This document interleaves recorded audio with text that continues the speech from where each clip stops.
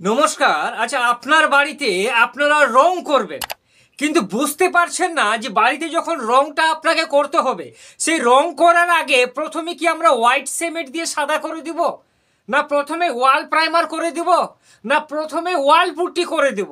কারণ রংটা আমাদের উপরে করতে হয়, তার আগেই আমাদের একটা ভালো করে বেস তৈরি করে নিতে হয়। ডাইরেক্ট কিন্তু রংটা বাজার থেকে কিনে প্লাস্টারের দেওয়ালে আপনারা লাগাতে পারবেন না। তার আগে আমাদের সাদা একটা হোয়াইট বেস তৈরি করতে হবে। কিন্তু সমস্যাটা এখানেই যে প্রথমে তিনটা অপশন আমাদের কাছে থাকে, একটা হচ্ছে হোয়াইট সিমেন্ট, একটা হচ্ছে ওয়াল প্রাইমার, আর একটা হচ্ছে ওয়াল পুট্টি।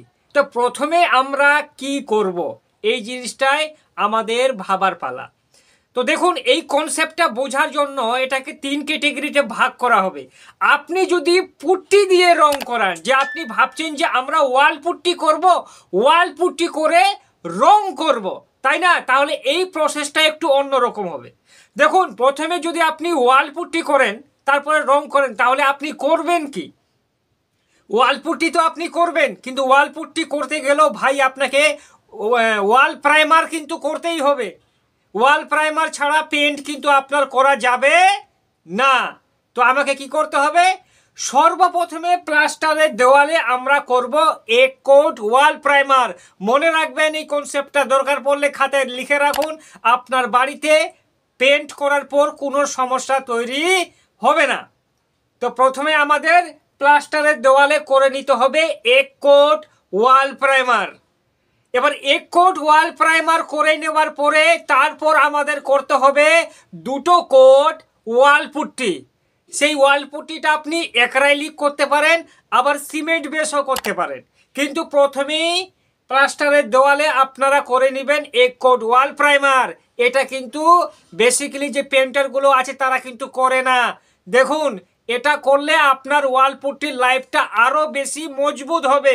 এই জন্যই প্লাস্টারের দেওয়ালে ভাই সর্বপ্রথমে এক কোট ওয়াল প্রাইমার করতে হবে। ওয়াল প্রাইমারটা হয়ে যাওয়ার পর দুটো কোট আমরা ওয়াল পুট্টি করব। দুটো কোট ওয়াল পুট্টি হয়ে যাওয়ার পর ওয়াল পুট্টিটা ভালো করে সেন্ডিং করে নেব, ঘষাই করে নেব। আর ঘষাই করার পরে আবার ওয়াল পুট্টির উপর এক কোট আমরা করব ওয়াল প্রাইমার। তাহলে কি বুঝতে পারলাম? ওয়াল প্রাইমার আমাদের দুটো কোট করতে হবে। তো পুট্টি করার আগেই এক কোট করব, আর পুট্টি হয়ে যাবার পরে এক কোট করব, তারপর আমরা পেন্ট করব। এটা পুট্টির কেস। এবার ধরুন ভাই আপনার কাছে পুট্টি করার মতো টাকা নাই, কারণ পুট্টির তো একটা খরচা আছে, তাই না? তো পুট্টি যদি আপনি না করেন তাহলে আপনার কাছে দুটো অপশন আছে। একটা অপশন হচ্ছে যে হোয়াইট সিমেন্ট দিয়ে ভালো করে দেওয়ালটাকে হোয়াইট সিমেন্টের দুটো কোট করে নিলেন, কিন্তু হোয়াইট সিমেন্টটা করার পরে আবার আপনাকে এক কোট ওয়াল প্রাইমার করতে হবে, এক কোট বা দু কোট। ঠিক আছে? হোয়াইট সিমেন্ট করার নিয়মটা বুঝে রাখুন। প্রথমে দুটো কোট হোয়াইট সিমেন্ট করবেন, করার পরে কমসে কম এক কোট ওয়াল প্রাইমার অবশ্যই করবেন।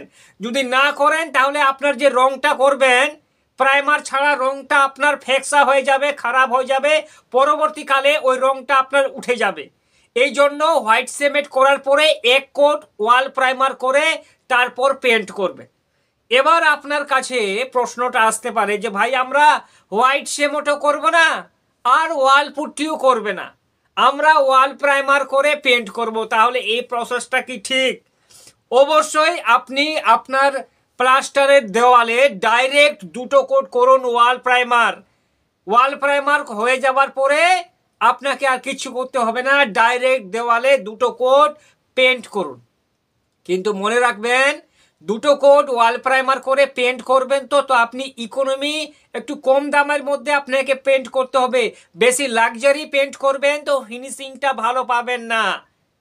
লাক্সারি পেন্টের জন্য ভাই আপনাকে ওয়াল পুট্টিটা অবশ্যই করাতে হবে। তাহলে আমরা প্রথমেই বুঝতে পারলাম যে আমরা ডাইরেক্ট হোয়াইট সিমেন্টের উপর ওয়াল পুট্টিটা করব না। দরকার পড়লে এক কোট ওয়াল প্রাইমার প্রথমে করব, তারপর দু কোট ওয়াল পুট্টি করে প্রাইমার করে পেন্ট করব। তাহলে এই কনসেপ্টটা বন্ধুরা আপনারা ক্লিয়ার হয়ে গেল। যদি পেন্ট রিলেটিভ আপনার মাথায় কোনো ডাউট থাকে তাহলে আমাদের কমেন্ট করুন, আপনার ওই প্রশ্নটার উত্তর অবশ্যই দেওয়ার চেষ্টা করব। আবার দেখা হবে একটা অন্য ভিডিওতে, ততক্ষণ সবাই ভালো থাকবে।